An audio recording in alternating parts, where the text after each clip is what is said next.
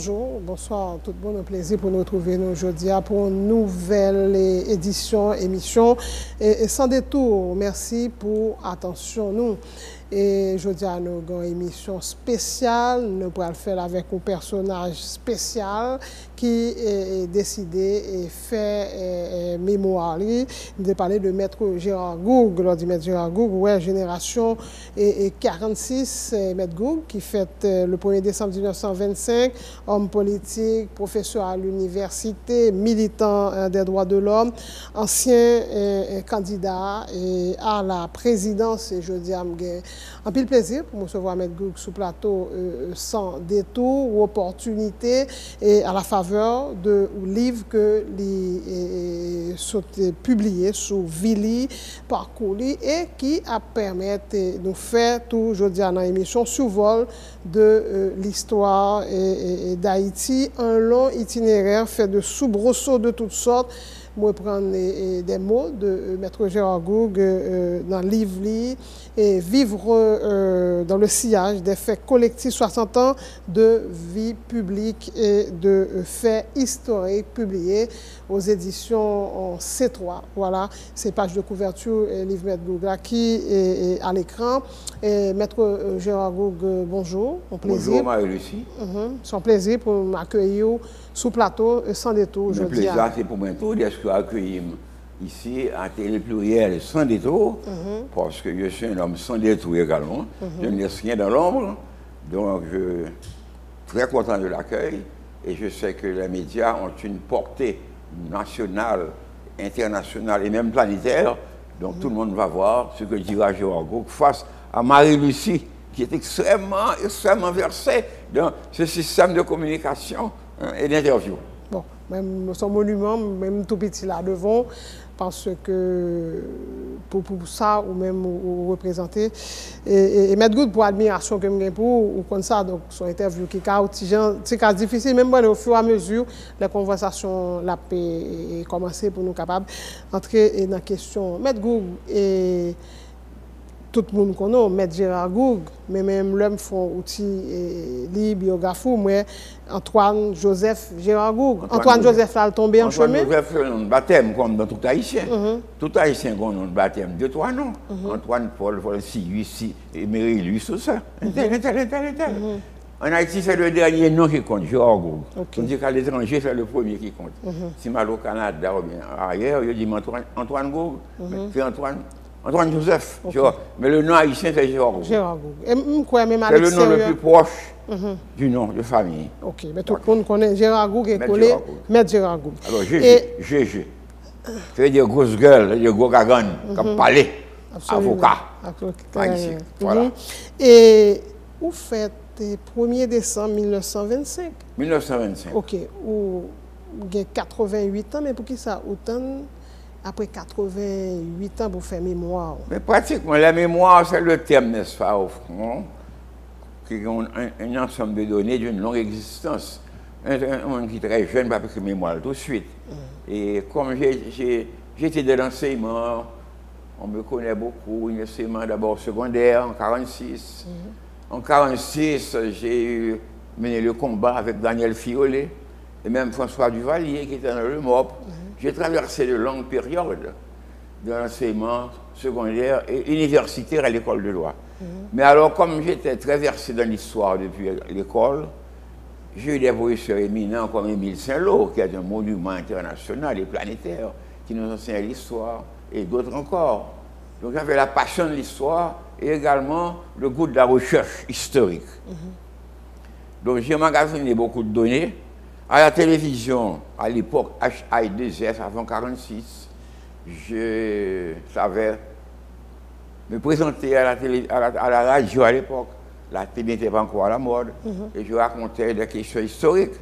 Donc tout le monde sait que je suis dépositaire d'une longue tradition de connaissances historiques. Mais le temps passe, bien sûr. On a eu 46, j'étais de l'enseignement. Je suis parti pour Paris en 1952. J'ai fait 2 ans à Paris, sous Paul Magloire. Retourné en 1954. 1954, nous tombons dans le même bagaille. Élection fin Magloire. Magloire pas pouvoir aller. C'est jeté pour jeter. C'est maladie chef d'État. C'est jeté pour jeter. Il n'y a pas jamais aller. On va tomber dans en 57, et puis on a entraîné François Duvalier. François Duvalier est une longue période de l'existence d'un homme. C'est 30 ans. Père et fils, 29 ans, 30 ans. Mais tout le monde me demande de mettre beaucoup du temps de choses à la radio. Ou raconter tant d'histoires. Moi, j'ai écrit, non? Et je dis oui, il m'a écrit. Donc le temps est venu pour moi maintenant, puisque j'ai eu une longue carrière, j'ai traversé toute la fonction de ce pays, depuis la coprésidence avec le CNG, candidat en 87, comme vous le savez, retourné encore sur la demande des partis politiques en 2004-2005, et maintenant je suis en pleine période où j'ai le temps qu'il faut pour ramasser tout ce que je sais dire et écrire ce mémoire.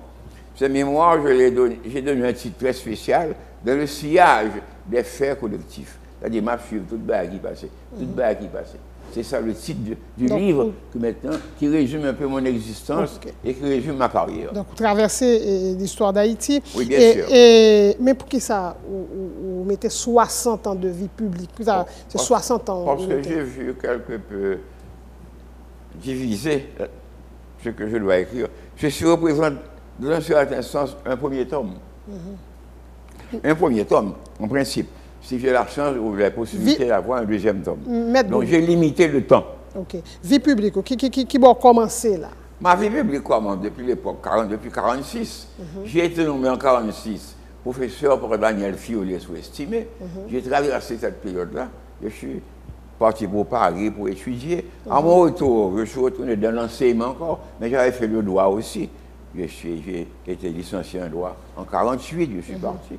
J'ai prêté serment en 1948. À mon retour, là, en 1944, de Paris en 1944, la situation était là, je suis retourné au lycée. Et en 1946, en 1950-1954, c'était la grande commotion politique, la chute de Paul Magloire et les élections de l'époque. Et j'étais proche de Clément Jumel aussi, qui était candidat à cette époque-là. Donc il y avait Jumel, Duvalier, Fiolet, tout ce monde-là. C'est alors que je rentre dans la vie publique. Bon, moi, je suis venu avant que vous entriez dans la vie publique, parce que moi, vous commencez très jeune. Une fois rentré dans le lycée Pétion, ou entrer au lycée Pétion, un séminaire antérieur. Après le baccalauréat. Même là, moi, j'ai une bataille, ou jeune homme qui a 20 ans, c'est ça? 20 ans, mais qui ont une conscience politique. Après le baccalauréat, en 20-21 ans, Daniel Fiolet devient ministre en 1946, à 21 ans peut-être. Et il me nomme professeur suppléant au lycée.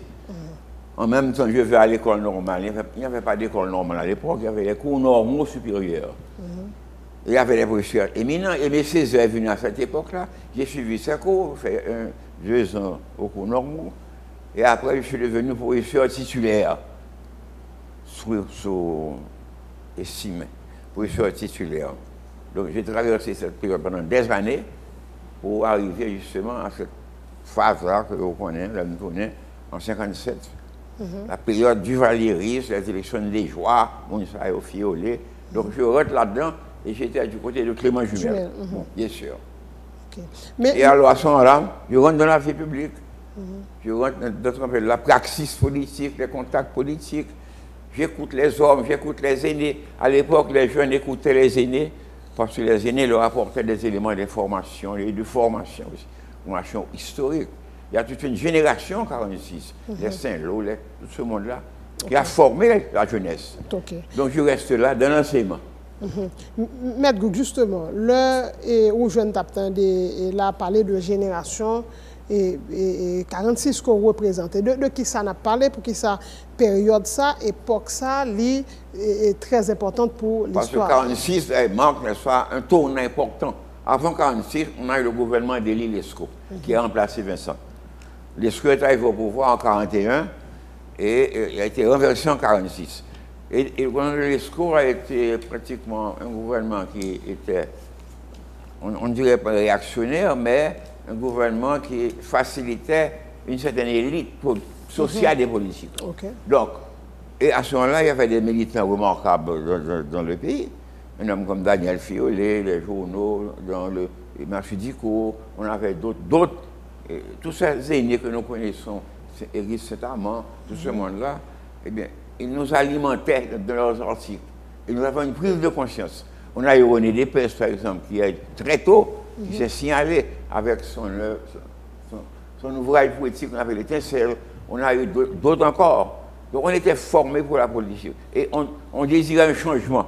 Et c'est ainsi que les événements sont venus. La grande semaine de février 1946, c'est ça, la chute de l'ESCO. Okay. Et on est entré d'emblée dans la grande bataille maintenant pour les élections. Ok. En nous, pour qui ça, l'ESCO vient tomber parce que je voulais rester sous l'ESCO parce que y a un chapitre dans le livre qui traitait surtout de la question de couleur. Il est intitulé de l'exacerbation de la question de couleur. Et l'ESCO accède à la présidence de 1941, mais on dit c'est où l'IPAT, voilà, c'est l'ESCO qui a l'écran photo en tout cas que c'est président qui pas caché racisme. Expliquez-nous époque ça. C'est ça qui pourra le faire des jeunes intellectuels, d'intellectuels tout court, classe moyenne, viennent prendre conscience parce que sous époque ça pas bien rien pour eux. Vous savez qu'à l'époque, il n'y avait pas ce climat de radiodiffusion, de communication. Il y avait un poste ou deux postes de radio. L'un des postes de radio, l'une des chaînes de télévision était dirigé par un type extrêmement brillant qui s'appelait Antoine Rodolphe Ferrard, qu'on connaît très bien.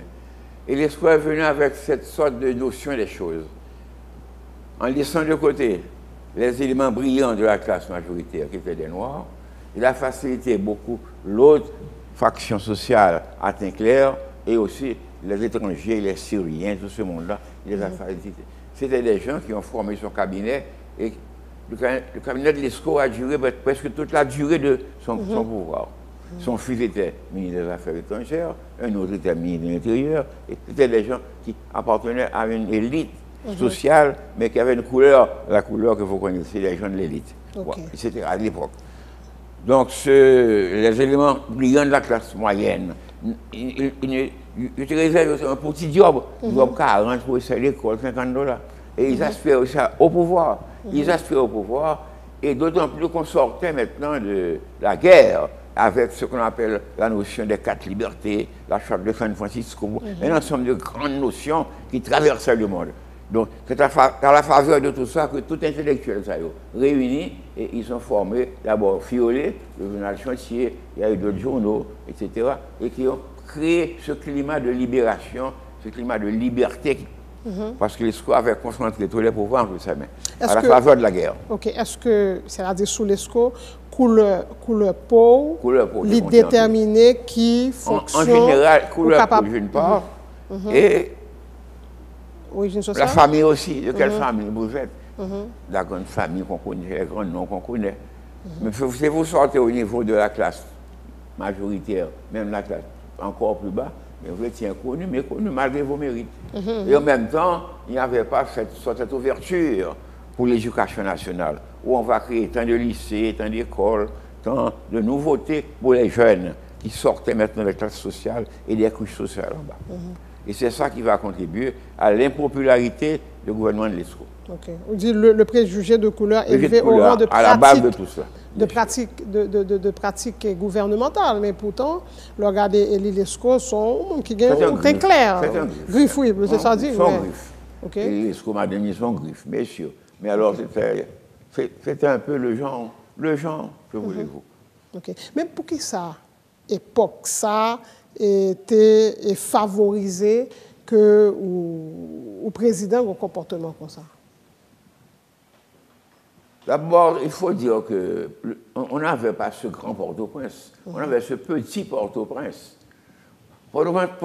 À l'époque, Port-au-Prince s'arrêtait au Pont-Morin, là. Il ne s'arrêtait pas au-delà de Carrefour, on s'arrêtait, c'était Port-au-Prince. Et il n'y avait pas ce qu'on appelle cette pression démographique que vous connaissez maintenant. Il y avait à Port-au-Prince combien? 800 000 âmes, 900 000 âmes, 1 million. Maintenant, on a 4 millions, on a 3 millions, d'une part. Le problème est que l'ESCO n'avait pas pratiquement une vision sociologique de la population haïtienne, d'une part. Et d'autre part, c'était par instinct. Par instinct. Il aimait ce genre de catégorie sociale. Et l'autre, eh bien oui, ok, on vit avec eux, on les aide, mais, il y a toujours un mais. Et c'est ça et c'est ce mais-là qu'on a renversé. Okay. Ça permet nous une prise de conscience qui est faite et d'abord dire à l'interne sur le plan intérieur dans le pays à tout, mais il y a des choses qui sont passées sur scène internationale et qui fait nous penser ben dans moment ça nous arriver à combattre ça. Bien sûr. Parce que même m'a pas abordé des questions parce que même militant des droits humains, le m'a pris livre, m'a demandé si c'est pas et à partir de là où vient dit bon moi-même c'est toute vie fait et consacrée à ça. Il y a le courant international. Au lendemain de la guerre, lorsque la renversée, on a vaincu le nazisme, le fascisme, les États-Unis, la France, les grandes puissances qui ont élaboré la charte de San Francisco, tout cet ensemble de chartes qui consacrent la liberté, l'égalité, tout ça, eh bien, on va en Haïti les rapatrier pour pouvoir au moins manifester. Chacun avait des droits qu'on ne pouvait pas ignorer. Or, ce courant-là, l'ESCO gouvernait à contre-courant de ces notions-là, à contre-courant de cette notion de dignité, cette notion d'égalité et tout ça, tu entres à chacun. Donc c'est 46 qui va apporter cela, ce mouvement social de libération, d'égalité réelle dans ce pays. Est-ce que, ou même à l'époque jeune, discours président Roosevelt là, il y a un impact sur vous qui, c'est-à-dire marqué vie ou là jusqu'à aujourd'hui, parce que même le dit Gérard Gou, criminologue, avocat, et tout ça, les candidats à la présidence, mais vous avez arrêté jusqu'à ce que vous mouriez, ces militants des droits humains. Notre génération a été formée dans la période pré-l'ESCO. Nous très bien qu'on a des professeurs remarquables. Un Émile Saint-Lô, un docteur Pressoir, un Messin Gabriel, tout cet ensemble, un Louis Deshalles, ces grandes figures de l'époque, étaient des gens remarquables et qui nous formaient aussi, et qui avaient le sens qu'on avait besoin d'une nouvelle ère de liberté, à la faveur des chartes, la charte de San Francisco, toutes ces chartes que vous connaissez dans la liberté. Parce que l'histoire avait établi ce qu'on appelle le système, la loi martiale. Il n'y avait pas de liberté. Il n'y avait pas de liberté, il n'y avait qu'un seul pouvoir, qui était le pouvoir exécutif. Les autres pouvoirs étaient soumis à la pression et aux ordres de tous les autres pouvoirs. Et ceci était à l'encontre de ce qui a été fait au lendemain de la guerre. Lorsque la guerre a été gagnée par les États-Unis, l'Angleterre, la France, les Nations Unies, et il fallait bien faire face à une nouvelle condition de vie. Ok.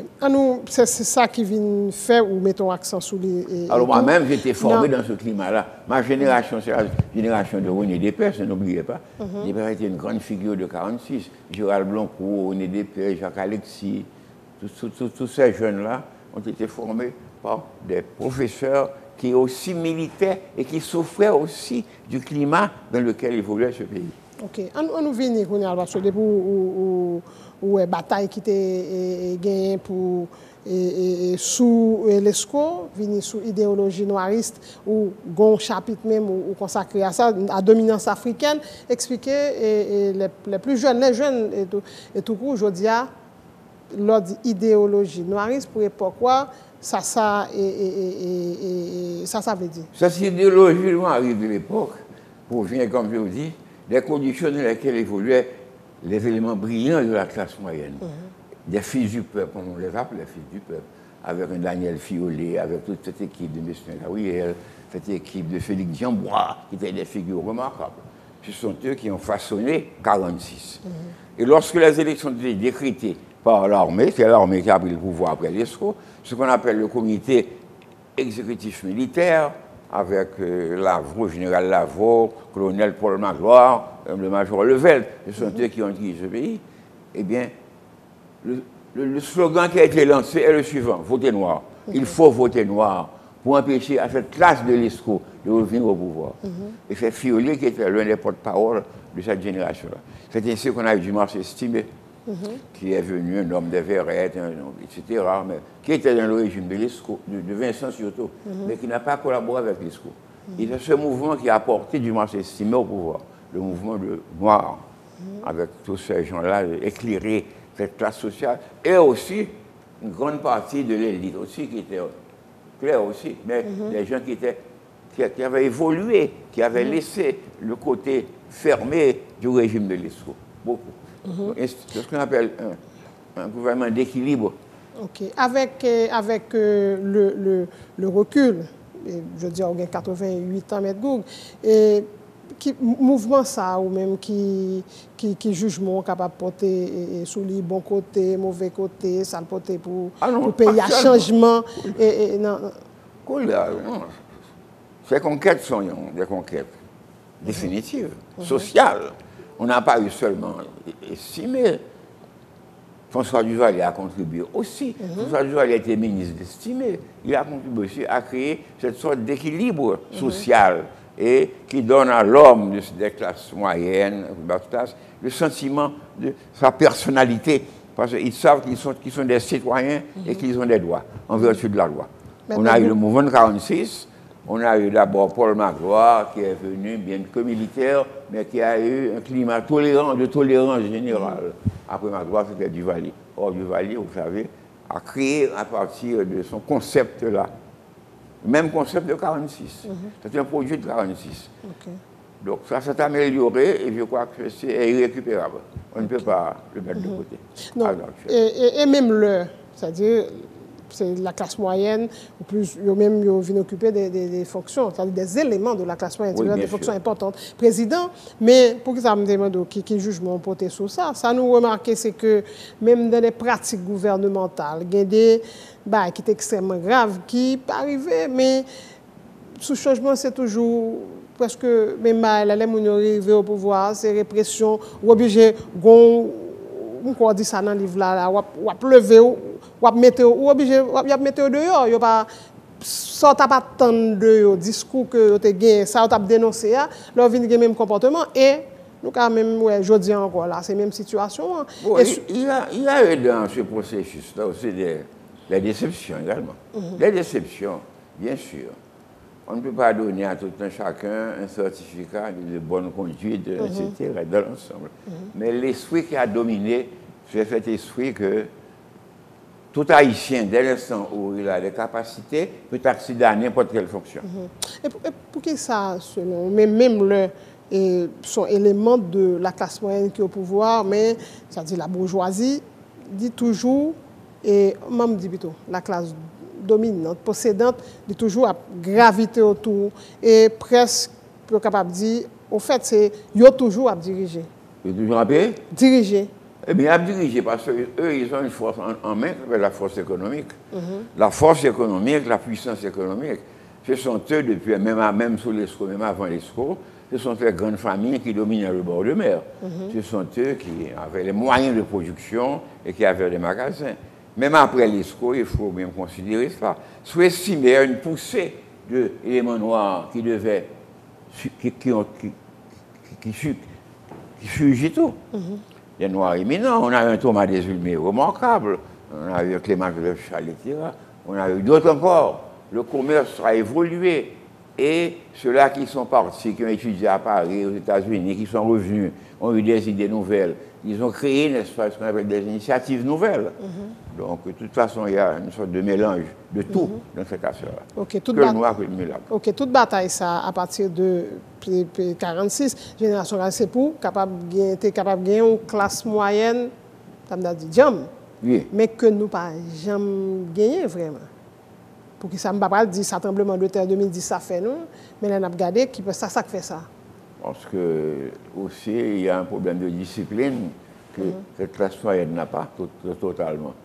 Beaucoup de classes moyennes qui ont surgi ont manqué de discipline pour perpétuer justement ce processus de formation. Il y a ça aussi. Et entre eux aussi, maintenant parvenus au pouvoir, noir contre noir, vous vous rappelez qu'il y a eu une sorte de déchirure extraordinaire. Rappelez-vous le mot de Duvalier. La révolution mangera ses propres fils. Et il a contribué aussi à détruire beaucoup de gens de valeur qui, d'après lui, aspiraient à le remplacer au pouvoir. Le problème de la division a été créé depuis longtemps. C'est comme ça. Le chien mange le chien, quelle que soit la couleur.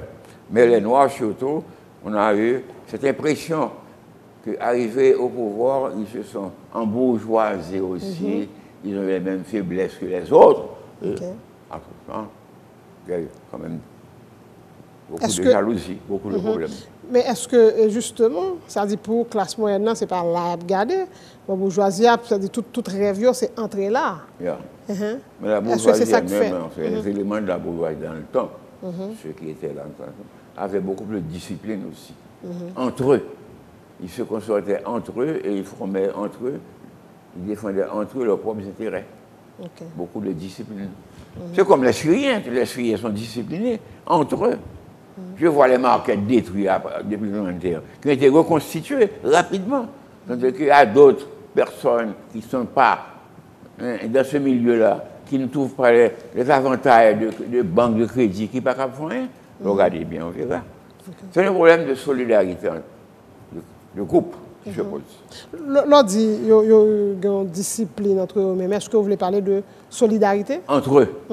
Solidarité entre eux, beaucoup plus. C'est ça qui manquait, l'élément classe moyenne qui a émergé. Qui fait chacun est égoïste, chacun fait son chemin. Qui fait que on va construire. Oui. Et que dès qu'un autre commence à percer, aller trop haut, eh bien, il faut qu'il aille plus doucement.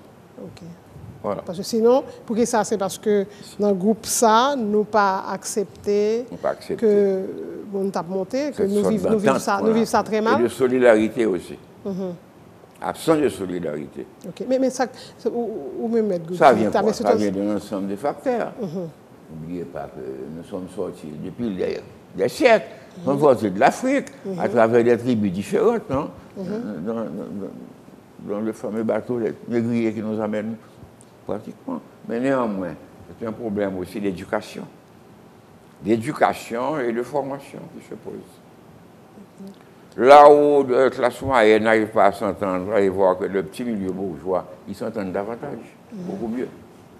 Mais mon classe moyenne a traîné ça longtemps là. Il a traîné ça, ça qui explique par exemple qu'à comprendre. Eh bien, il va arriver à comprendre avec le temps, parce qu'il y a beaucoup qui ont été victimes aussi, entre eux.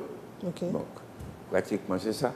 Quand on prend du Valier qui avait 29 ans d'un côté, et 15 ans, 14 ans son fils, c'était une grande période d'expérience et qui a été douloureuse pour certains, même pour les Noirs, et bénéficiaire pour d'autres aussi. Mais Maître Gougou, la question qu'on a parlé là, la question et couleur là, vient très actuelle avec des manifestations qui ont gagné récemment et dans le pays, il y a une espèce de slogan de Saline pour et Carpétion. Par l'émission. Et ou même qui ont vécu ça. Non, je considère ça comme des définitions sans fondement. Comment des salines par pétion? Des salines avec pétion tout le temps. Le goût met ensemble. Voilà le problème de des salines, pétion. Non, parce que c'est affaire mounan ou mounan bas, mounan peau claire. Des questions qui sont réveillées pour faciliter peut-être certaines ardeurs sociales chez les gens, des réactions sociales. Donc pratiquement, ce sont des formules qui n'ont pas de contenu. Mais il y a des gens que justement, type de formule, ça a lancé comme ça, inquiété parce que... La question de couleur qui se repose maintenant avec beaucoup d'ardeur.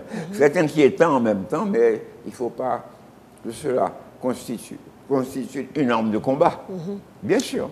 Mais là, est-ce que c'est problème couleur plus, bon peut-être parce que on martelé que le pouvoir qui fait ça, ou bien c'est plus nous dans le pays côté inégalité sociale, difficile et que c'est plus pauvre et pour le classe moyenne pratiquement c'est pauvre avec les gens qui ont moyens. Est-ce que c'est pas plus là lié là, je dirais? Mais pas avec la même gravité que dans le temps. Il y a beaucoup plus de tolérance lorsque les Haïtiens se réunissent. Ils se réunissent autour d'un objectif précis et on ferme les yeux sur beaucoup de choses. La question de couleur, mais elle restera toujours une des questions haïtiennes importantes. La question de couleur. Surtout, pour qui ça? Pour qui ça?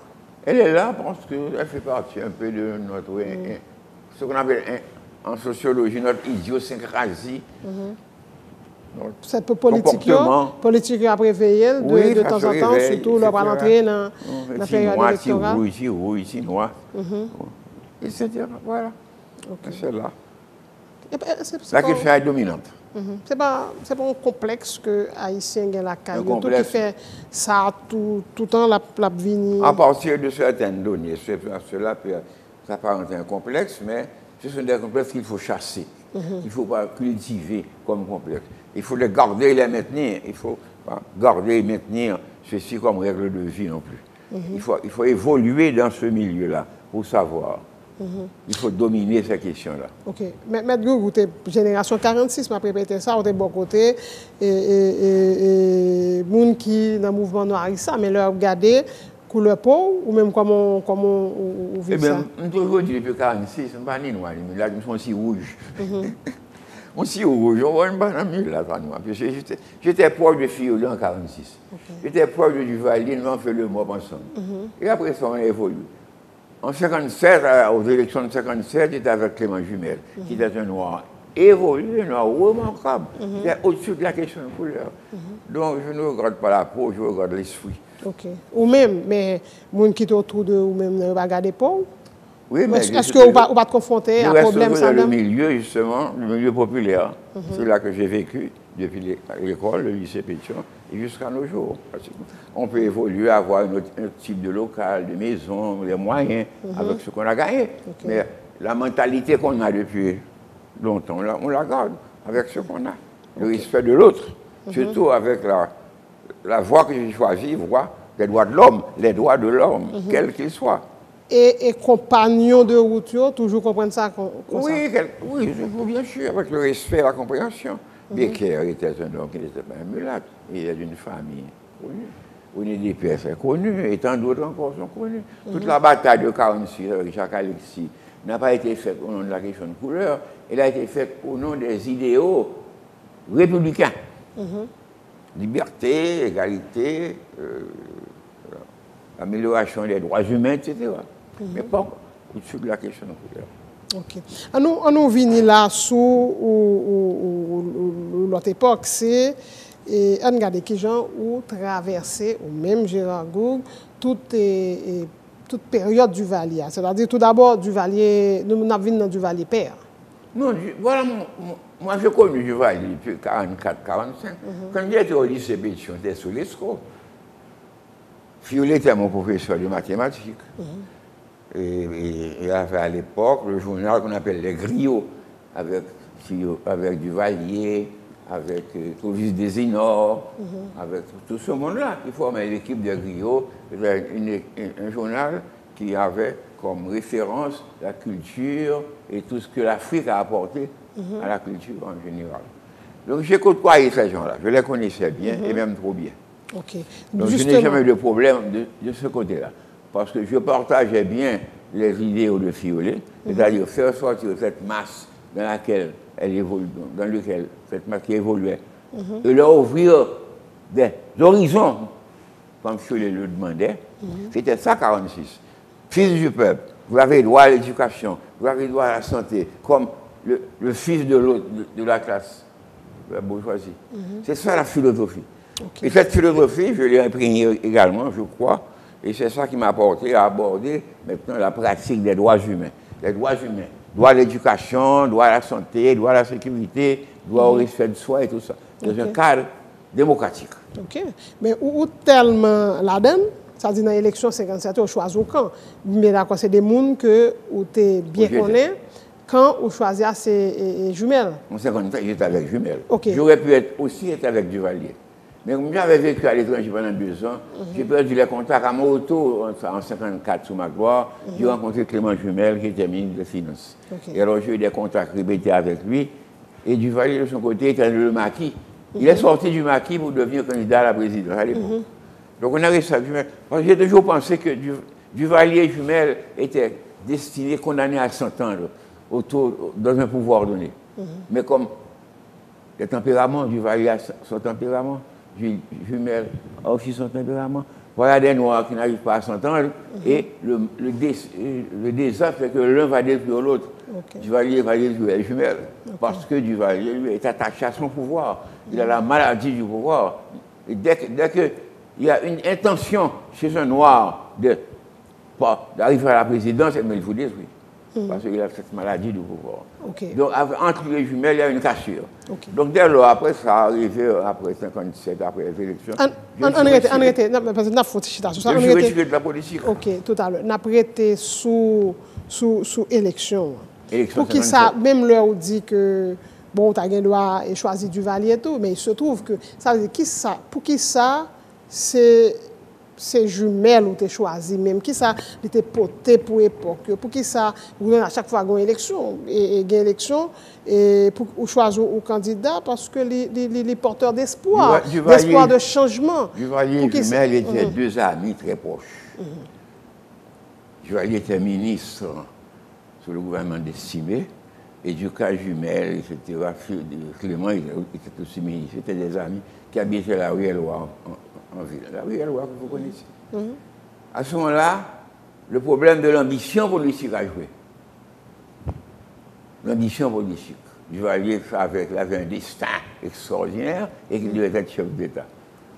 De son côté, Clément, l'intellectuel, qui réunissait la classe moyenne, les intellectuels et une partie de la bourgeoisie aussi. Car Clément avait beaucoup d'amis dans la bourgeoisie, étaient ses amis, ses condisciples avec qui il collaborait.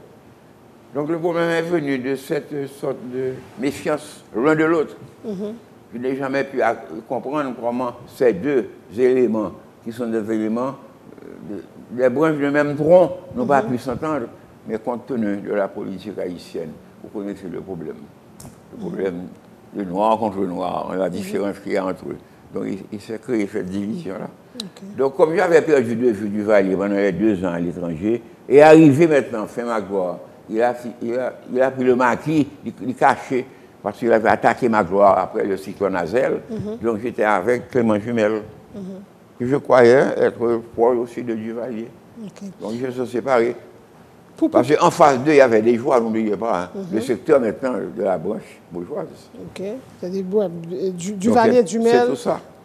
Des joies. Et on nous regarde ambiance électorale, et parce que quand il y qui dit sous élection, ça dit pour qui ça, c'est Duvalier qui passait dans l'époque là. Bon, pourquoi? Pour que Duvalier a bien arrangé l'affaire. François Duvalier, bien évidemment. François. Le problème, il faut partir maintenant de l'armée d'Haïti, des forces armées d'Haïti. Les forces armées d'Haïti, qui, comme vous le savez, ont toujours joué un rôle prédominant dans le choix politique et dans les élections. Donc après, l'histoire 1946, estimé, Duvalier est ministre d'Estimé également. L'armée a joué un rôle considérable et c'est l'armée qui va renverser Estimé. L'armée renverse Estimé par un coup d'État, le coup d'État de Paul Magloire en 1950. Duvalier était ministre à l'époque. Duvalier, ministre, Jumel était directeur général, etc., des finances. C'était des amis qui se rencontraient. Qu'est-ce qui est arrivé? C'est que cette armée qui avait fait coup d'État, parce que l'armée a toujours fait coup d'État depuis 1946, qui a renversé Estimé, avait disparu. Il y a une montée des classes moyennes dans l'armée. Une montée. La montée avec Antonio Quebro, avec tout ce monde-là. Et ces gens étaient proches de Duvalier. Donc ce sont eux qui ont fait les élections en faveur de Duvalier. Ils ont fait des rapports avec eux. Et dans la partie moyenne de l'armée, la classe moyenne, il y avait des officiers du peuple aussi, avait aussi des mulâtres aussi, mais qui étaient proches de Duvalier. Et ce sont eux qui ont favorisé Duvalier à monter au pouvoir. C'est tout. Alors, à ce moment-là, Jumel s'est senti un peu frustré, comme vous le savez.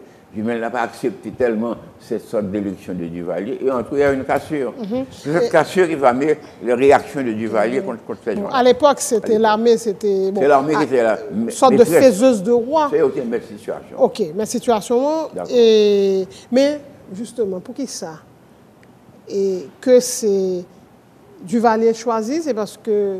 Ils ont effacé, ils ont pensé les ballons marionnettes. C'est un autre aspect.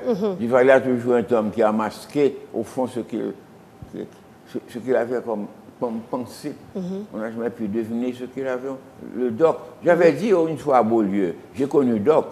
Le doc que j'ai connu avant la présidence. Un homme paisible, celui qui va chasser, combattre le pion, la grande campagne contre le pouvoir avec Duvalier, mais je n'ai pas connu Papa Doc.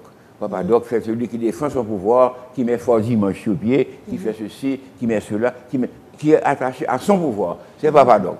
Okay. Et qui arrive à mettre son fils, pour les navires. Ok, non, nous allons parler de ça tout à l'heure, même on était sous... Donc, Doc, je connais très bien pourquoi. C'est Doc qu'on a choisi. Il pensait qu'il pouvait renverser Doc rapidement, après 3 mois, après 6 mois. Ils se sont trompés. Duvalier, Doc, que je connais, c'est un homme très humble, il ne parle pas tête baissée. Okay. Mais alors. Donc, vous-même, on ne peut pas reconnaître les gens qui étaient venus sous pouvoir, qui ont fait toutes les exactions. Et répression, ça. Alors, donc, non, bien sûr. Jamais, je veux dire là, jamais, jamais si au départ, c'est François Duvalier qui va le transformer comme ça, tu as dit. Non, bien sûr. Je n'ai jamais pu accepter la mise en place de la dictature, quoi, comme vous le savez. Est-ce que vous ne jamais inquiété vraiment sous période. Inquiété. C'est non, pas régime, régime sous ce régime-là, j'étais professeur de droit. Moi, j'avais une sorte de conception des choses, d'indépendance. Et j'étais un juriste. Donc, les cours que je faisais à l'école de droit étaient les cours basés sur la matière elle-même. Je n'ai jamais envoyé quelqu'un mettre un trac ou bien mettre un explosif quelque part. C'était pas mon genre. Le Duvalier me connaissait aussi depuis longtemps. Donc, j'ai toujours vécu, comme je dis, vivre dans le sillage des faits collectifs. Ok, justement. Et avec réalisme. Ok. Ligue des droits humains, c'est ça? La Ligue est venue sous Jean-Claude en 78, avec Carter. Ok. Mais pendant l'époque là, vous pas sous Duvalier, vous pas jamais tenté pour faire action, par exemple, c'est-à-dire pour renverser, parce que nous avons ça en pile. J'avais une notion très, très réaliste de ce qu'on appelle de la conjoncture politique. Et je connaissais Duvalier. Et je savais qu'on ne pourrait pas le renverser avec les méthodes qu'il avait implantées dans ce pays. En mettant la milice sur pied, en réduisant l'armée comme il l'a fait. Il a dominé la situation, la mise en place d'une police secrète. Eh bien, ce sont des forces qui caractérisent toute dictature, qu'on ne renverse pas facilement. Et on n'a pas pu le renverser. Okay. Beaucoup ont fait beaucoup d'efforts. Dans l'armée, il y a eu des mouvements, colonels, majors, officiers, tous. Ceux-là qui ont voulu aller adopter, ils ont été liquidés par Duvalier. Je connaissais l'homme très bien. Donc je sais là où il allait et je m'adaptais dans mon cadre de professeur de droit, mais avec indépendance surtout. Et là, avec indépendance surtout, ça fait 2-3 fois dit ça veut dire. Et cette indépendance qui m'a conduit au CNG. Ok. C'est-à-dire quand Duvalier Jean-Claude est parti, je suis resté à l'école de droit, enseignant le droit pénal, qui est un droit très dangereux, où l'on parle de liberté. Il y avait malgré tout dans la salle, n'est-ce pas, pendant des années, qu'il y ait des macoutes, qu'il y ait des macoutes, ce n'est pas mon problème. J'avais l'indépendance d'esprit, mais je n'allais pas dire à un étudiant d'aller mettre un trac ou une bombe quelque part. Donc, le droit, voici le droit. C'est ça qui m'a caractérisé jusqu'à présent. Ou même au vive période, et François Duvalier, on a pris là-dedans, Jean-Claude Duvalier, mais François Duvalier, c'est de ça qu'on a parlé, mais ça fait qui ont analysé que l'homme lui-même, il vient transformer comme ça. Parce que il y a un pile qui dit, c'est parce que tout de suite, il prend pouvoir, il sorti pour renverser, donc il est obligé de supposition, c'est seul Jean Sal qui est capable de survivre. Mais il y a des gens qui n'ont pas accepté ça tout. Ça ne doit pas obligé pour garder un pouvoir pour sanguinaire. On ne connaissait pas la pensée de l'homme. L'homme a toujours été très énigmatique, qui ne parle pas. Au moins qu'il a fait, il a mis sur pied la milice, non pas à l'arrivée de son pouvoir. C'est à l'occasion de l'affaire Pasquette, Perpignan et occasion de Salines qu'il a fait sortir la milice. Il est resté 1 mois ou 8-9 mois à diriger, avec quand même une main assez ferme. Mais la création de la milice, il ne l'a pas mis tout de suite à jour. Il a entendu qu'il soit très fort, que le chita solide pour le mettre milice. C'est un homme qui sait calculer, c'est un calculateur extraordinaire. Un calculateur et un homme, on ne peut pas deviner toujours sa pensée. On ne sait pas. Le doc qu'on connaît n'est pas le papa doc du pouvoir. Ce sont deux personnalités. Et avec le pouvoir maintenant, ce qu'il avait en tête, cette conception du pouvoir à vie, également est une nouveauté qui a été... Et que ça, que population accepte ça tout. Il a dû parce que non seulement il a le pouvoir décider la vie, que le passé ne va pas parler. C'est-à-dire, l'on vivre, c'est vrai, il y a une bataille qui permet nous capables de liberté, ça que nous gagnons. Je dis, ah, mais c'est incroyable. Il avait les forces en main d'un côté, pour le faire, il avait des contacts aussi dans le monde. Absolument. Les Américains en particulier. N'oubliez pas qu'il a travaillé des années dans une organisation américaine, lorsqu'il a été combattre le pion, etc. On le connaît très bien, on l'a connu. Il n'est pas un nouveau venu, je vais dire. Contrairement à d'autres, dans la politique. Voilà, Maître Gérard Gourgue, militant des droits humains, invitez-nous aujourd'hui. Et Maître Gérard Gourgue qui écrit « Mémoire, vivre dans le sillage des faits collectifs, 60 ans de vie publique et de faits historiques. » Et m'a dit que l'écrit en collaboration avec Jean-Robert Hérard. Et nous allons faire remerciement tout à l'heure. L'on a retourné dans la deuxième partie. Et m'a juste souligné sous quatrième de couverture là.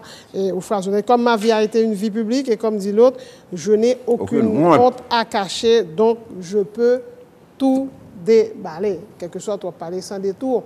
Voilà, nous allons faire pause ça, carrément. Et nous allons faire pause ça, nous allons retourner tout à l'heure. 7 jours sur 7, 7h PM. Télé Pluriel vous transporte au cœur de l'actualité avec Pulsation.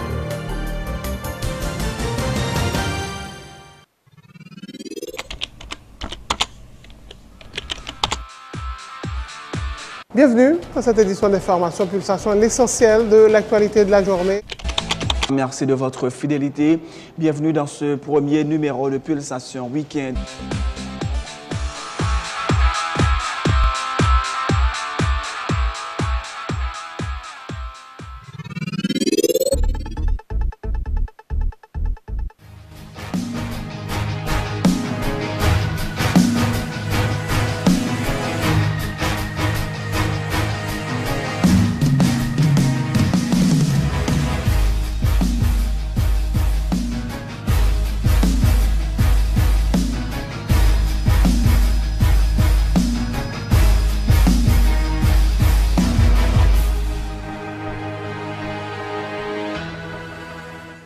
Et nous sommes de retour. Merci de votre attention.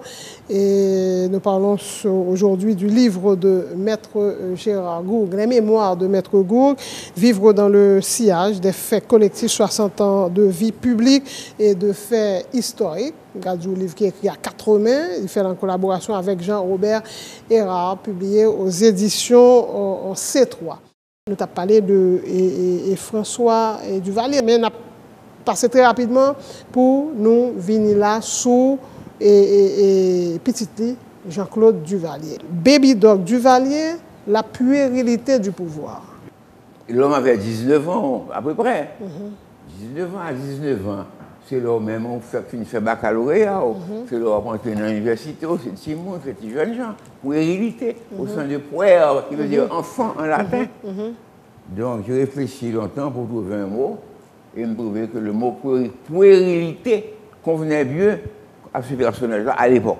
Pourquoi puérilité? Parce qu'au lendemain d'une longue histoire de ce pays, jamais on aurait eu un enfant de 19 ans arriver chef d'État, et non pas chef d'État simplement avec un mandat, chef d'État à vie. À vie. Puérilité. Comment c'est arrivé? Tout le monde le sait. Duvalier avait le pouvoir à vie, il a mis sur place un système répressif qui permettait de pouvoir broyer toute opposition, toute velléité d'activité démocratique. La lutte contre le communisme, la lutte contre l'opposition, tout ça, il était maître de la situation. Et on ne pouvait pas, dans ce cadre-là, faire jouer ce qu'on appelle la pratique politique. Il n'y avait pas de parti politique. Les leaders politiques ne pouvaient pas se manifester à l'intérieur du pays. C'est ce qui va créer toute cette diaspora que vous connaissez à l'étranger, des leaders politiques, des hommes politiques ou des victimes, etc. Tout cela est un homme malade. Il est mort très jeune, à peine 64 ans. Jeune, 64 ans. Mais alors, fatigué aussi par le pouvoir. Il a été fatigué aussi par l'opposition. 15, 12, 13, 14 invasions. Des réformes de l'armée, exécution de 19 officiers. Et un monsieur qui ne dort pas, qui ne mange pas, etc. Donc, dialectique par-dessus le marché. Donc, épuisé par le pouvoir. Et il meurt. Mais avant de mourir, qu'est-ce qui se passe? Il faut au moins arranger sa succession. Il a une épouse, Simone Ovide, que l'on connaît, maman Simone. Il a des enfants, en dehors de Jean-Claude, il a 2 filles, etc. Ok, d'accord. Donc Duvalier pense que c'est un nom qui doit perpétuer l'histoire de ce qui doit rester. C'est pour lui retenir son pays à tout le temps. Duvalier. Et il s'arrange. On peut dire que dans l'origine de Duvalier, il y avait des personnalités. On peut citer un Hervé Boyer, on peut citer un Clovis Desinor, et tant d'autres encore, qui pourraient être président de la République. Mais cette conception, cette notion de Duvalier à la Kaili, il n'y a pas bien de monde pour voir. Son Duvalier pour faire pouvoir. Or, le fils n'a que 19 ans. Donc, il va s'arranger. Avec brio, d'abord, il va porter le gouvernement américain à accepter cette affaire-là. Accepter. Il faut l'accepter. Et comme nous sommes dans une période de guerre froide, d'un côté, vous avez Cuba, tout près. Vous avez la Russie, grande puissance derrière. Vous ne pouvez pas tolérer, accepter que dans la Caraïbe, tout près de Castro, il y a une aventure. Donc, on va s'entendre avec Duvalier. Et on s'entend avec lui. Sur qui? Il dit, oui, c'est mon fils. Mon fils! Voici le leader. Voici le leader. Oui, c'est fait. Compte tenu, il a l'armée avec lui. Il a maîtrisé l'armée. Il a la communauté internationale, les Américains, qui sont là, d'accord avec lui, le Congrès, etc. Donc, Jean-Claude Duvalier est accepté comme successeur désigné. Ok. Est-ce que vous avez dit que les prêts américains dans la période-là pour chantage? À un certain moment, chantage, il a joué sur la il a joué. Parce que les Américains ont fait preuve de beaucoup de naïveté. Ils ne connaissaient pas le personnage aussi. Ils ne connaissaient pas le personnage. Mais comme Carter était venu débloquer un tas de choses, beaucoup de choses ont éclaté. Les Américains ont eu une autre vision des choses. À l'arrivée de Castro, ils ont vu qu'il y a quelqu'un là tout près d'eux, qui s'appelle Fidel, et qui a près de 50 ans au pouvoir avec son frère. 50 ans. 50 ans. Prêt. Donc, c'est un truc. Et que vous avez besoin que si ça c'est que vous avez qui ça Duvalier bail et que s'il allait, tout le monde a bataille contre lui, que a taxé de communistes, que c'est le monde qui t'a venu et prend pouvoir. Voilà. Donc du coup, nous acceptons le fait du Duvalier. Il y a une réalité du Duvalier. Mais qui est incarnée par un jeune. Il a trouvé une structure policière, une structure d'État qu'il a encadrée. L'armée est avec lui, la police, le service de police, la milice est avec lui, et tout ça, maman est avec lui, et tout ça. Bon. Mais il a eu des ministres très influents aussi, qui ont exercé une influence considérable au début du pouvoir, dont Leclerc Cambronne, on peut citer, ministre de l'Intérieur, qui s'est rapproché de Mme Duvalier, la veuve, etc. Mais la structure politique est telle, les systèmes, l'organisation politique de la répression est telle qu'il n'y a pas moyen pour personne d'autre d'entrer dans ce jeu-là. Ce sont des duvalieristes qui dirigent.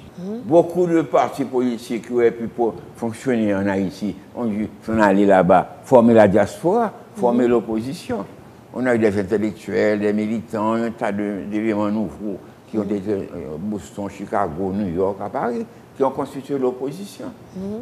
Et quand, à un certain moment, il a voulu faire une sorte de dégel, le dégel, bien sûr, une certaine mesure, mais il ne pouvait pas laisser les choses aller au gré, n'est-ce pas, des gens.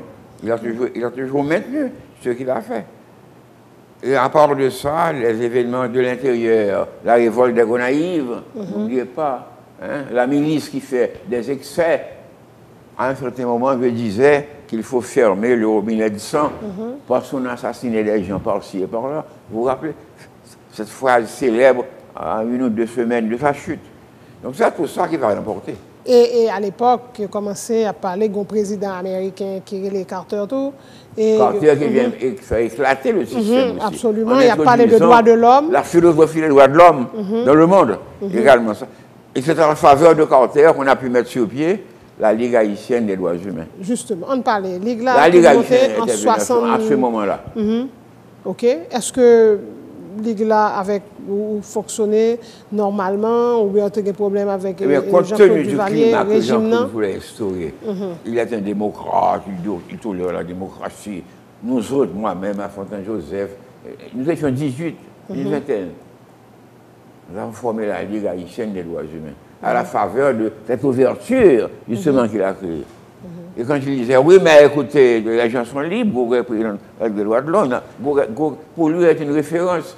Vous représentez les droits de l'homme, il n'a rien, il est libre, il fait son cours, les autres aussi.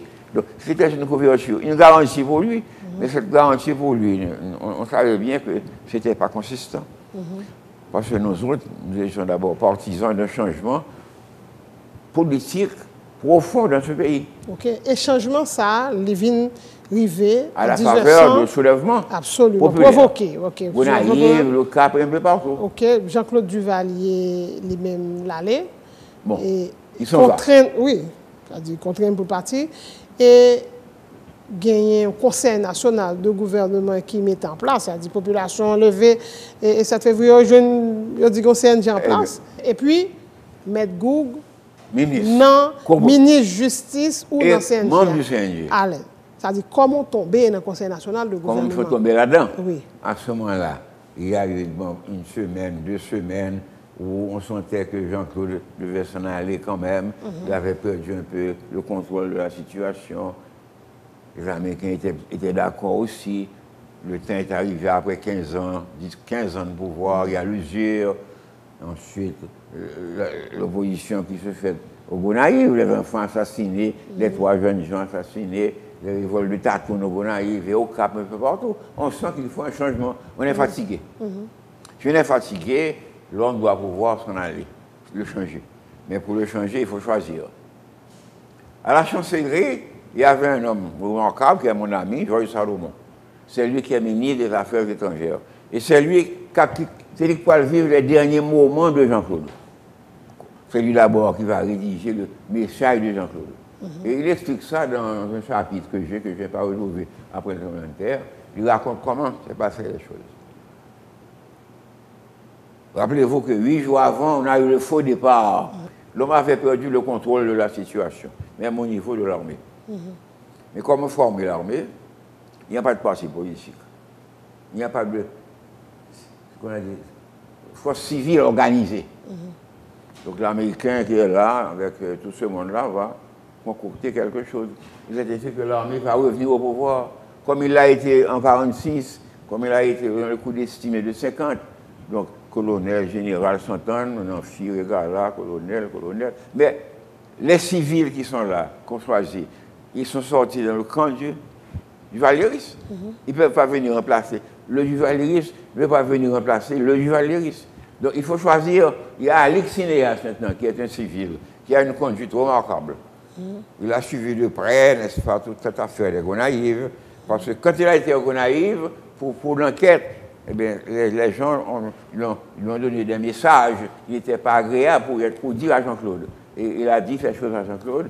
Et Jean-Claude a organisé une crise de cabinet. On l'a mis de côté. Quand maintenant la situation commence à s'aggraver, il rappelle Sinéas. Et Sinéas qui va plus ou moins à l'intérieur organiser cette mise en place-là. C'est alors qu'organise la mise en place, Jean-Claude devant partir, il va désigner le gouvernement. Il n'y avait pas de gouvernement, il n'y avait pas de pouvoir. Donc c'est Jean-Claude Duvalier qui met le CNG en place. D'après Georges Salomon, qui est le chancelier de l'époque et qui a travaillé de près avec l'ambassadeur Mac Namawe à l'ambassade, Jean-Claude l'appelle, il dit qu'il doit partir, d'accord. Salomon rédige le message et il dit ceci. Il donne les noms, Nancy. Regarde là. Valès. Pousse-le à venir. Ça fait 4. Mais il faut choisir 2 autres. Sinéas est là. C'est lui à l'intérieur de la machine qui travaille. Sinéas et Gérard Gould. C'est lui qui met Gérard Gould. Sinéas qui décidait que la faut venir dans le gouvernement qui vient. OK. C'est ce qu'a écrit Georges Salomon. J'ai perdu le document en question, mais c'est ce que j'avais en main. Parce que moi, je représentais la Ligue des droits humains, une grande voix démocratique, indépendante. Ok, mais qui est-ce qu'elle contacte même? Qui vient dire, M. Goug, on est, bon, voilà, Jean-Claude Duvalier aller là, bah, là, difficile. J'ai écrit ça, oui, dans le livre, j'ai dit ça. Non, c'est peut-être ça, moi, je viens sur qui est-ce qui contacte? Je dit ça. Qui est-ce qui contacte même pour venir dans CNJ? Bon, à ce moment-là, nous sommes à la veille, n'est-ce pas, 2 jours avant le départ. La veille, c'est Georges Salomon qui m'appelle. Mais j'étais au courant de toutes ces manigances avec la présence d'Alix Cinéas qui était à l'intérieur. On a fait des contacts. On savait que les choses tournaient mal et que l'homme devait s'en aller. Avec Alix Cinéas. Quand il a joué un rôle considérable dans la mise en place du nouveau gouvernement. En améliorant le départ, etc., avec Michel Degnet, tout ce monde-là. Et on m'appelle, c'était le jour même. Il me dit, Gérard, je l'ai dit là, tu es parmi les 6. Je ne sais pas où. Je dis, de quel 6 s'agit-il? Il dit, oui, les 6. Ce sont eux qui forment le nouveau gouvernement. Il dit, comment 6 dans le gouvernement? Avec 12 yeux, 12 oreilles, 12 bras, 12 pieds, comment peut-on s'entendre avec tout ça? Il dit, oui, c'est ce qui a été décidé. Et l'ambassadeur américain a donné son aval pour ce gouvernement. Donc, prépare-toi, on vient te chercher. Prépare-toi. Oui. On vient te chercher. Bon. On s'est arrangé pour là et tout ça. Puis on attend, puis c'est le major. Comment il s'appelle? Le major qui est devenu ministre aussi. Abraham qui est venu avec un autre major et qui sont venus me chercher pour aller au Palais national. Arrivé là, je trouve une fille, regarde là, tout ce monde-là, bonjour. Bon, vous êtes investi, ceci, ça. Vous êtes membre du CNJ, vous êtes ministre. Bon, j'ai accepté dès le départ. C'est alors que je leur dis, il faut former le cabinet tout de suite. Il ne faut pas dormir. Et puis on a formé le cabinet, j'ai appelé Ronny Desroches comme ministre. J'ai dit, mais je vous recommande Ronny Desroches, là. Et ils ont fait leur gouvernement. C'est ainsi que je suis rentré au palais ce soir-là, après le départ de Jean-Claude, au Palais national. Mais ça fait... En descendant, j'ai été pour ce qu'on appelle le chant, l'hymne national, l'hymne présidentiel. Ok. Bon. Comme vous voyez là. Et puis je suis ministre et membre du CNJ. Allez, oui. Mais qui j'en première rencontre dans le passé? Parce que même c'est oui avec les militaires. Parce que les militaires, forcément, ils mettent là-dedans pour une caution démocratique. Bien sûr. Et à gouvernement, mais ils connaissent, ou même son monsieur qui doit dire l'homme tout, là, les cas bien difficiles. Parce que tout de suite, j'ai été reçu avec nos films, etc. Ok. Co-président. Mais pourquoi? Yo dit, M. Goug, ou parle dans le CNGA, ou juste dit, ou d'accord, tout de suite, mais sans qu'il n'y ait pas de discussion à monsieur. Il n'y avait pas de programme préparé. Il n'y avait pas de programme préparé, c'était le départ d'une dictature.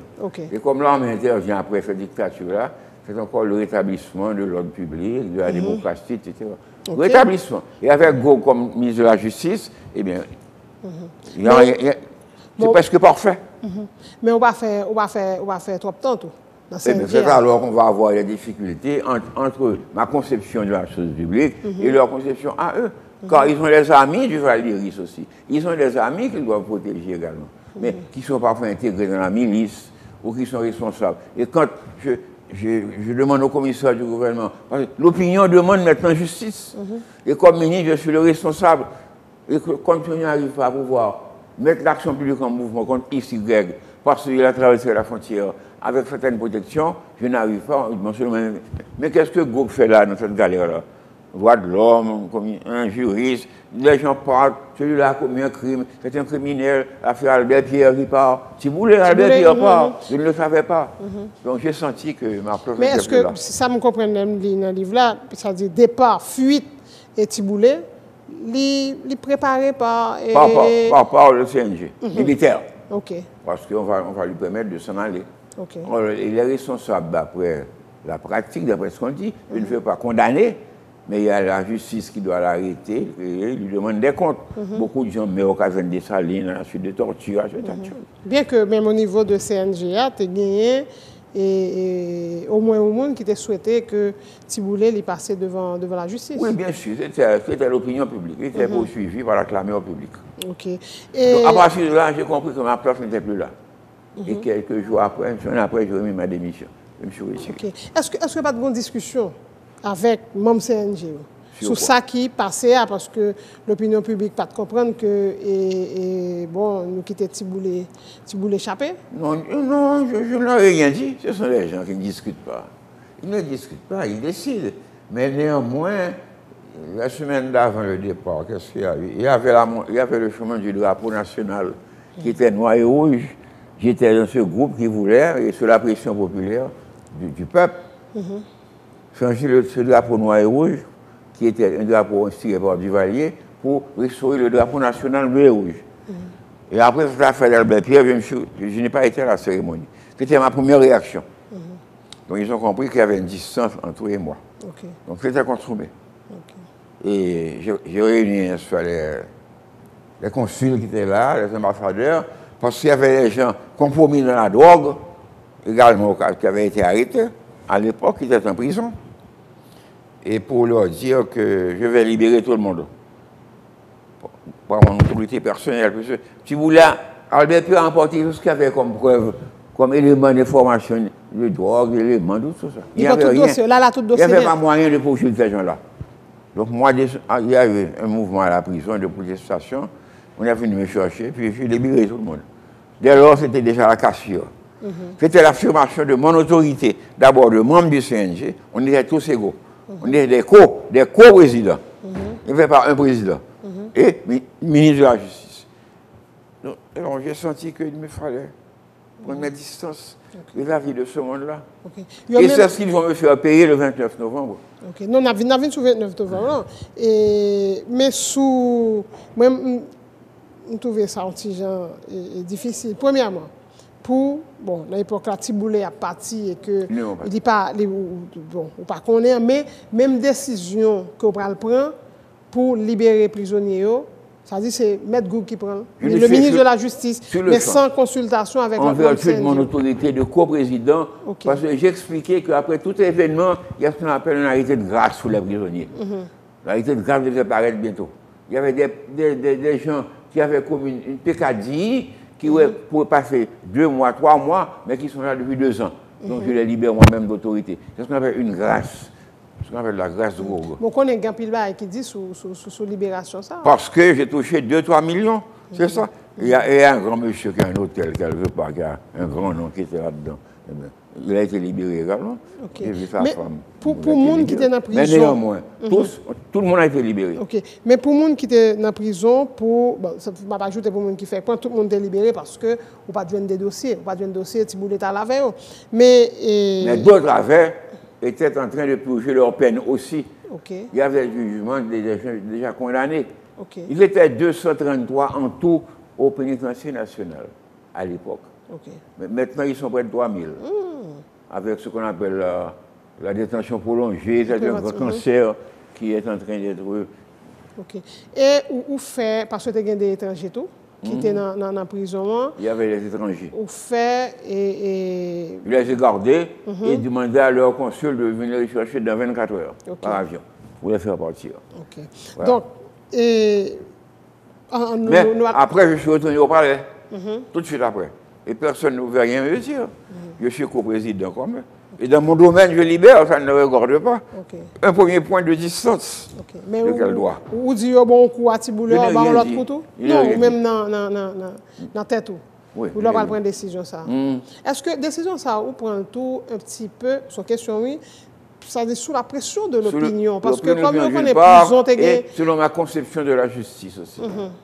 Des gens qui sont en détention préventive, depuis 2 ans, 3 ans, c'est le cas maintenant, pour une pécadille qui aurait pu leur coûter 5 à 6 mois de prison.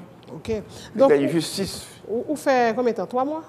Moi-même, 1 mois et demi. 1 mois et demi, oui. 1 mois et demi, vous faites avec CNG. Et puis, nous allons venir. Je retourne dans la Ligue des droits humains. Dans la Ligue des droits humains. Et avec puis, Marcy Joseph. Avec Jean-Baptiste et tout. OK, nous allons aller un petit casse rapide. 22 août 87, il y a Fonds national de concertation.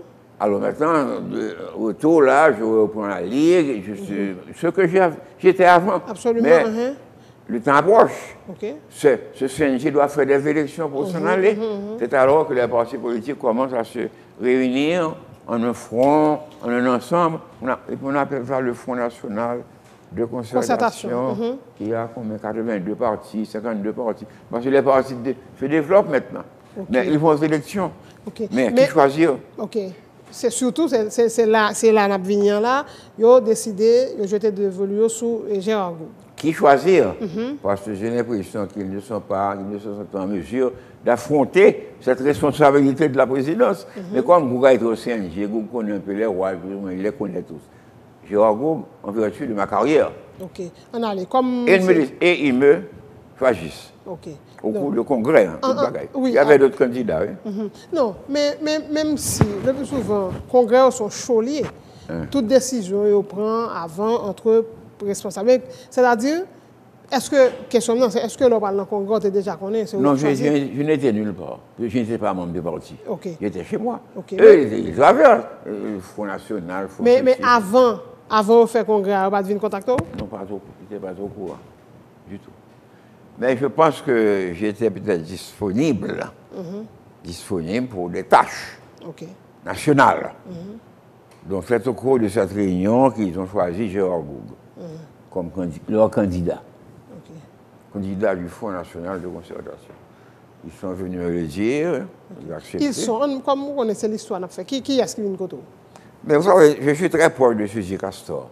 Suzy Castor est la sœur de Mme Goug. Gérard Pierre Charles est mon beau-frère. Et puis j'ai d'autres amis un peu partout dans les partis politiques.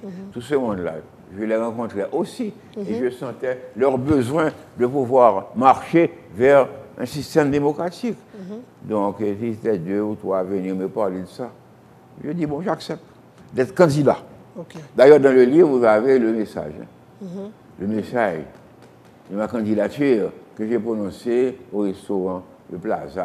Vous allez voir ça dans ce livre-là. OK. Et le accepté candidat, par l'élection, et nous connaissons la fameuse journée, la terrible journée, et massacre qui fête novembre 87. Et... Les Salésiens? Non, ma bien sous le massacre, l'élection, absolument. Oui, ça vient au terme des élections. Mais avant, nous beaucoup là. Et, donc je suis candidat. Mais ou candidat. Leur candidat m'a gagné 2 candidats qui sont très très populaires. En face de moi, il y a Sylvio Claude, il y a Marc Bazin, il y a Louis Desjoie, il y a Grégoire Eugène. Oui, mais il y a tout ça, mais il y a 2 qui sont sortis dans la loi. Cela, regardez, dit bon, si l'élection l'a joué entre M. Goug et puis avec Sylvio Claude. OK.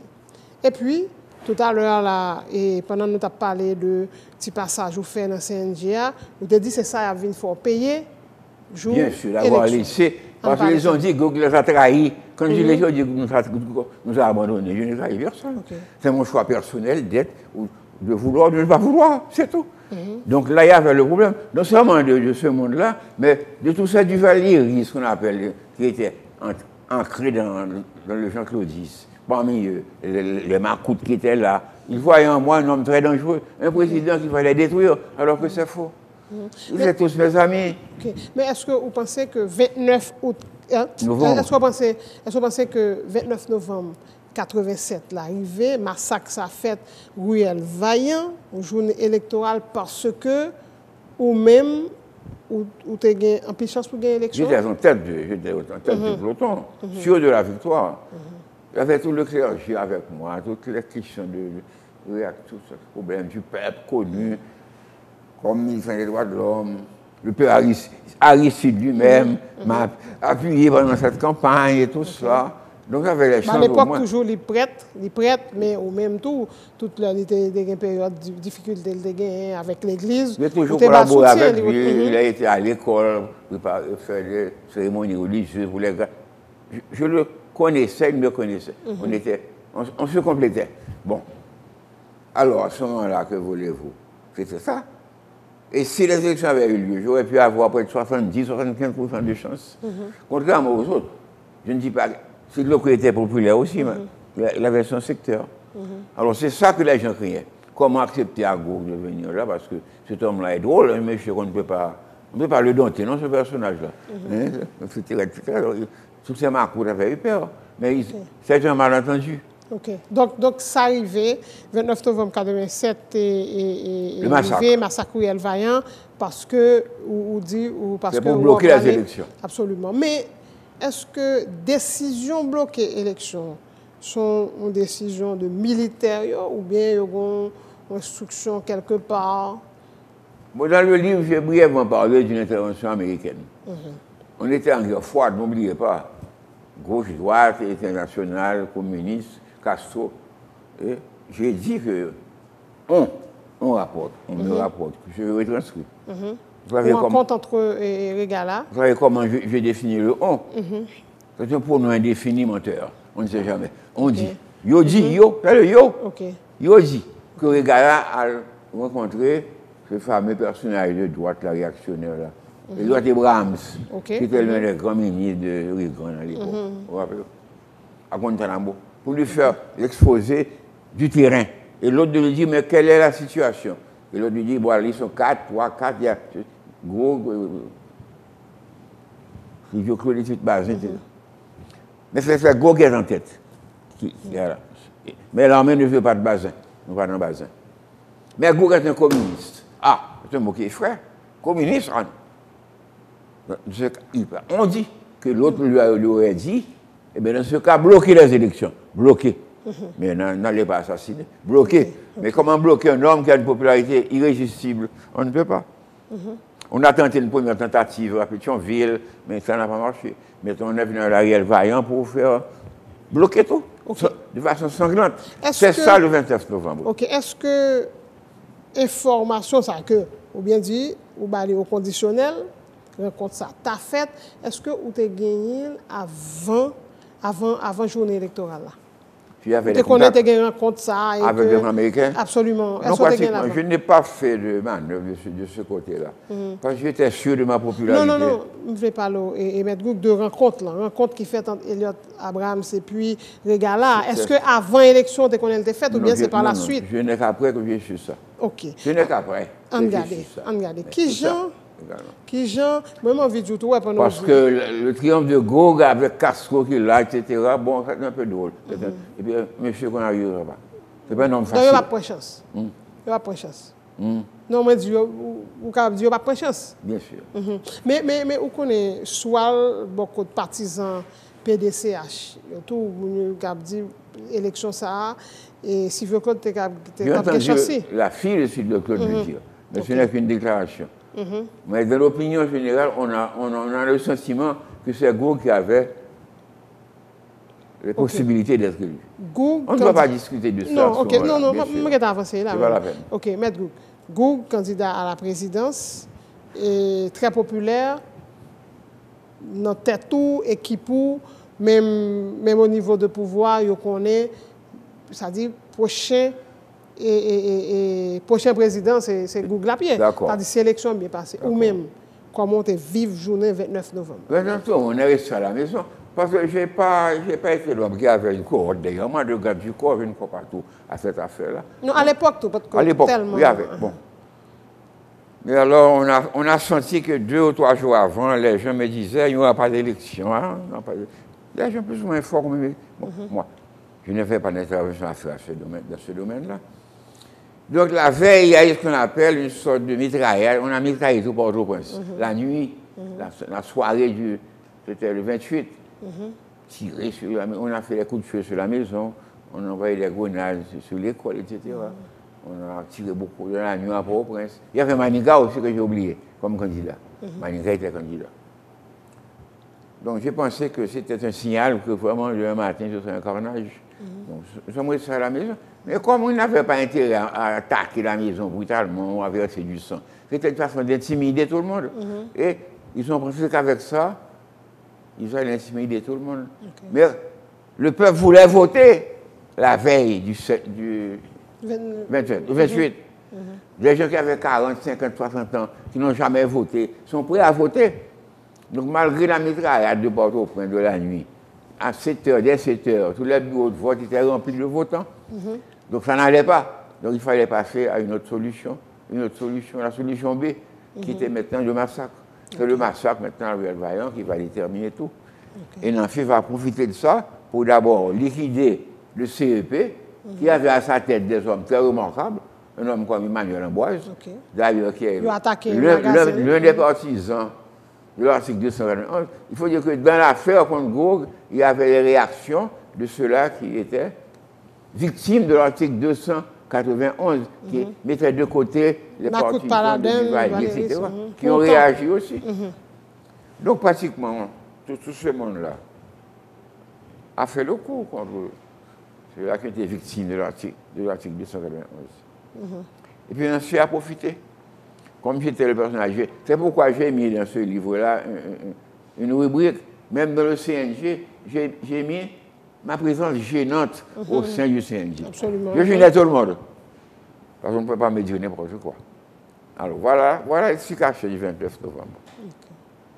Donc, vous passez dès le départ, même le 29 novembre, la journée au début, ou même on dit que dans le livre, si l'élection faite depuis 10 heures, et on a gagné, je vais dire là, en laguant, j'ai l'expression de dire que on a gagné, et puis, vient gagner ben sans ça, élection et campé. Mais est-ce que l'heure dit bloqué? Vous venez sur un compte qui t'a fait. Le terme bloqué veut dire faire des manœuvres. Oui, pour faire le bras, mais est-ce que... C'est le sang quand même. Ok, mais est-ce que... Ils auraient pu occuper tout la bureau de vote, mais mitrailler à la main.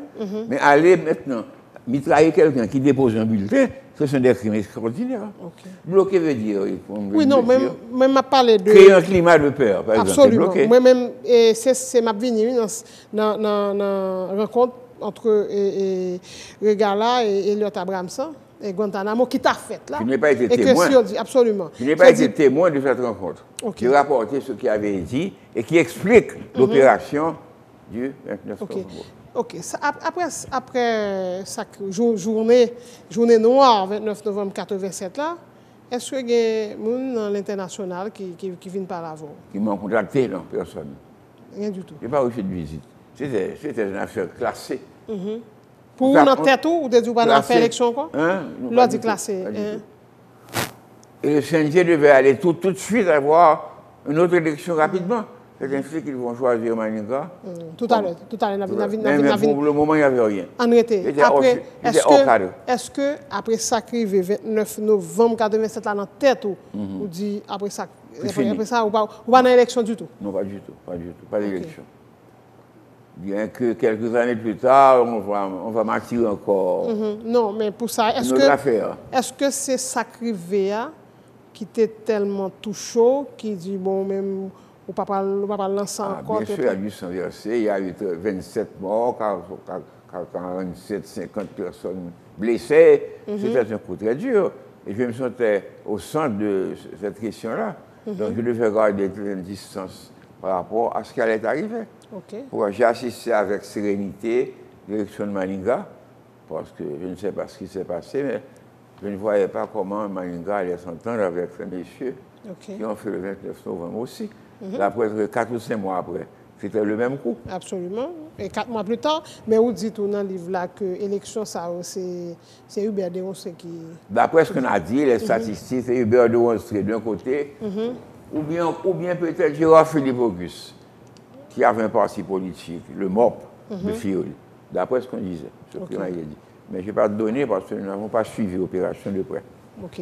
Le fait que François Maninga ait accepté et prend pouvoir dans les conditions de prendre là, et qui ça te dit ou même? Ce qui, d'après moi, quelle est mon opinion, il était dominé par d'abord le nom Maninga, qui est un nom présidentiable. Un candidat comme Maninga devait être président, d'après la tradition de ses grands-parents, François Maninga, tout ce monde-là. C'est un candidat. Donc il a profité de ça pour bénéficier de l'appui de ces militaires-là. C'est un nom présidentiable. Il voulait être président, c'est tout. Mais sans savoir les pièges que recelait la pratique du pouvoir. Il n'a pas su dominer la pratique du pouvoir. Mais tout de suite après l'élection, du gouvernement, c'est encore parce que vous êtes traumatisé par la journée électorale là. Et puis, quelques années plus tard, Ils vont faire appel à eux-mêmes. Il y a un parti qui s'appelle le mouvement d'unité patriotique. Convergence démocratique. Avec Bosco Avril, avec Madame Parent, etc. Qui cherchaient un candidat. Après quelques années, je me suis dit, bon, je devais pratiquement... On m'avait nommé d'abord ambassadeur à Paris, représentant personnel du président Boniface et ensuite ambassadeur auprès de l'UNESCO. Comme je vous expliquais, je ne suis pas resté trop longtemps parce que les attentes que j'attendais, je ne pas réaliser. Et je suis rentré. C'est alors qu'il dit, bon écoutez, est-ce que vous pensez qu'il ne ferait pas encore temps de refaire une autre expérience de candidature? Bon, j'avais accepté pour voir d'abord, ne pas contrarier ces amis-là, mais je savais que ce n'était pas le même élan. Le temps avait passé. Et c'est ce qui est arrivé. Les élections ont eu lieu, mais c'était autre chose. Je n'étais pas sur la liste des personnes qui pouvaient réussir. Je savais ça très bien. Comme ancien candidat. Il y a quelques images. Quoi sont un film? Sur le 29 novembre, ce qui a amené le 29 novembre. Absolument. D'accord. Et ce film retrace exactement la réalité des faits de l'époque. Ok, voilà. Gérard Goug, l'homme par qui le cours de l'histoire aurait pu changer. Okay. Alors j'ai bien dit, ça aurait pu changer, bien sûr, mais ce n'a pas eu lieu. Et c'était l'une des causes peut-être de cet état de piétinement de ce pays jusqu'à présent. Cette décadence aussi. Cette sorte de carrousel de président. Hein? Chacun fait un petit tour de carrousel et place à un autre. Je pense. Je vais donner une stabilité, d'abord, un ordre moral à ce pays. Il faut sauvegarder l'ordre moral, la responsabilité morale des chefs. Donner aux institutions la force d'agir et la justice surtout. C'est le grand problème de la justice. Gérard Goug, 1987, élu président, ou même ou clair que le pays a aujourd'hui à là, l'État l'autre visage. Oui, je pense que oui. Qu'il y aurait un changement. Parce que je considère le problème de la justice, par exemple, un grave problème. Tout est contesté. Les problèmes de la justice ne se règlent plus devant les tribunaux. Ça se règle dans la presse, dans la télévision. Les avocats viennent souvent plaider leur propre procès à la télévision. Ça ne se fait pas. Devant un juge, ça se plaide en pub dans les rues. Je dis ça dans le livre. Tandis qu'il se plaide devant un tribunal, un juge responsable, ayant le crédit et l'autorité qu'il faut. Mettre de l'ordre dans ce pays. De l'ordre au point de vue sécurité aussi. Parce que le problème de l'insécurité est tel qu'on sent qu'il n'y a pas, ce pouvoir n'a pas de prise. Qui pour vous protège? Personne ne vous protège. Lorsque quelqu'un est assassiné quelque part, il y a une formule très cynique qu'on emploie, il était au mauvais endroit et au mauvais moment. Vous avez venu sur Madame. Ah, Madame Goug, pour la Goug. Pour la Goug. Et sous rôle les jouer dans la voie, parce que le plus souvent, on a dit, et derrière un grand homme, toujours gagné une femme. Une femme, oui, c'est absolument. Le mot courant. Mais est-ce que tout cheminement, il n'est pas jamais plein à aucun moment? Il est toujours soutenu, oui. Non, elle a toujours accepté le combat. Jusqu'à présent, elle accepte le combat et elle pense que ce pays peut changer avec certains hommes, avec une certaine équipe. Jusqu'à présent, elle a ce souci-là que tout doit aller mieux. Et qu'il y a des choses qui sont encore inacceptables dans ce pays. La dignité humaine, l'ordre moral, le respect. Le respect. Montesquieu a dit, il faut toucher aux lois d'une main tremblante. Moi, je dis avec elle, il faut toucher au trésor public d'une main tremblante. L'argent de l'État, c'est l'argent des contribuables, ce n'est pas l'argent des particuliers. Donc, voilà. Avec ça, on s'entend très bien. Voilà. Je dis que c'est 15 chapitres, au fait, livre la et chapitre qui parlait de rencontre avec pour la Castor, tout jeune, parti. Même courant, même conception. Absolument. Et ou aller étudier, ou tourner, ou épouser, il toujours bon côté dans tout combat à faire. C'est chapitre 9 qui est intitulé Ma rencontre avec. Elle a été victime d'abord lors du vendredi noir, blessée profondément. Lors de ma conférence chez les Salésiens, vous vous rappelez, sur la présidence à vie, on a affronté ensemble le monstre de la dictature. Hein? Vous connaissez le mot de Bertolt Brecht. Le ventre du monstre qui enfanta le fascisme est encore fécond. Voilà. Jusqu'à présent, il est fécond. Merci beaucoup, Maître Gérard Goug. Je l'occasion pour remercier, parce que tu m'as dit ça. Pendant la signature, on n'a pas eu le temps. d'honorer et de distinguer toutes ces personnalités qui nous ont aidés à faire paraître ce livre. Je vais les citer un par un.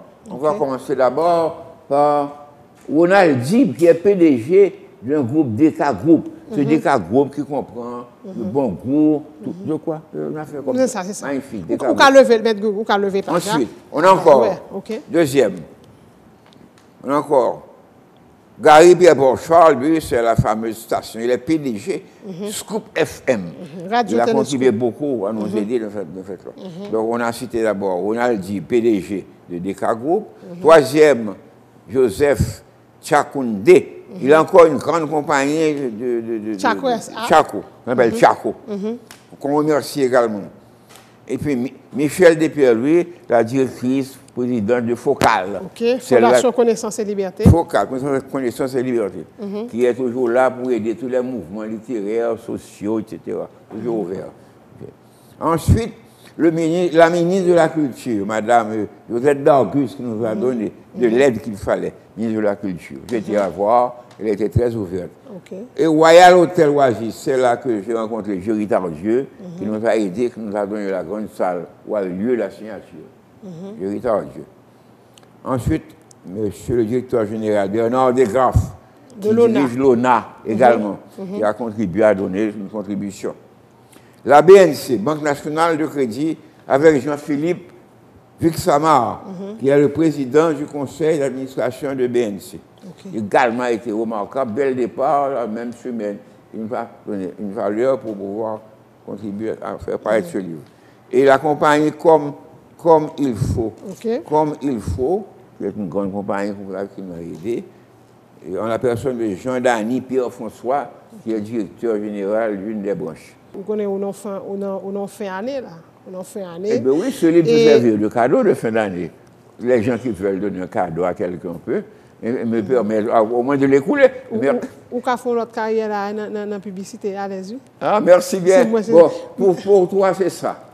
Mais Dieu, qui donne à Marie-Lucie ce livre-là, qu'est-ce que je vais dire pour Marie-Lucie? Qu'est-ce qu'on peut dire pour Marie-Lucie? Je vais voir. Ah, Marie, M-A-R-I-E, et pas R-I-E. Non, R-I-E. R-I-E. Ah. Marie, M-A-R-I-E. Pas un tiret. Non. Lucie, L-U-C-I-E.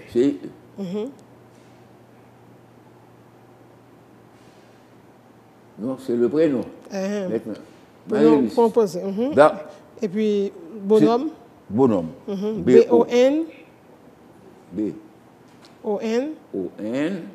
Homme, H-O, deuxième E. Absolument. B-O-N. H-O, deuxième E. Alors là, même problème, même pour les coulières. Bon. Un hommage à ses talents et à ses performances dans le domaine de la communication. Voilà. Un hommage. Hommage. H-O, c'est même pas. Deuxième A. Un hommage. A. C-S-E-S, c'est Pali. Talent. Le A. L-U-N-T-L. Un hommage à ses talents et à sa performance. Performance. P-E-R. Fort. P-R, fort, F-O-R. M-A-N-G-E. Carrément. La performance.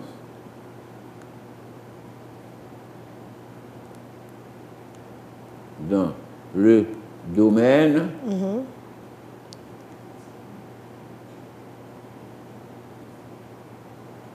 de la communication.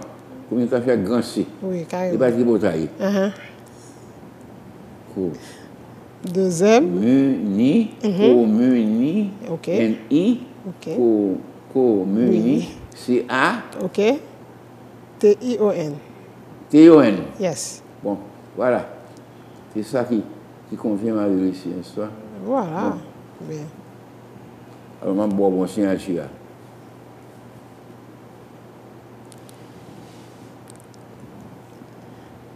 Je vais vous avocat. Je dis qui date? 22, 21? 22 décembre 2013. Ce 22. 12 décembre, oui. Et puis 13, voilà pour Marie ici. Voilà. Merci. Voilà. Et on va voir. Merci beaucoup. Ah non, merci. Et c'est un plaisir pour nous recevoir. Donc, Maître Gérard Gourgue t'es invité nous aujourd'hui pour livre et il fait publier ses mémoires, en fait, vivre dans le sillage. Pour le moment. Des faits collectifs. On dit ça, c'est tome 1. Merci beaucoup, merci. Voilà. Et invitez-nous, jeudi, c'était Maître Gérard Gourgue. Merci tout le monde pour l'attention. Nous, à la semaine prochaine, si tout va bien. Merci.